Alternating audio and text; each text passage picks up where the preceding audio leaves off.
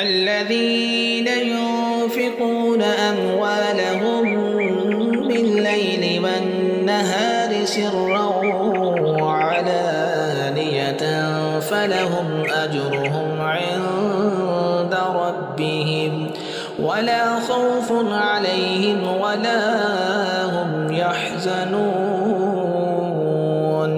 الذين يأكلون الربا لا يقومون إلا كما يقوم الذي يتخبطه الشيطان من المس، ذلك بأنهم قالوا إنما البيع مثل الربا وأحل الله البيع وحرم الربا، فمن جاءه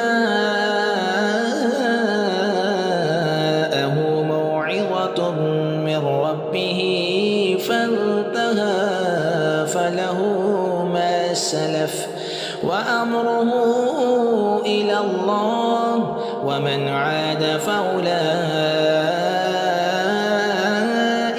أصحاب النار هم فيها خالدون.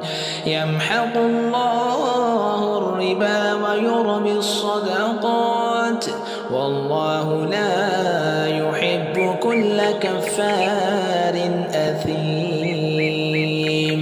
إن الذين آمنوا وعملوا الصالحات وأقاموا الصلاة وآتوا الزكاة لهم أجرهم عند ربهم ولا خوف عليهم ولا هم يحزنون.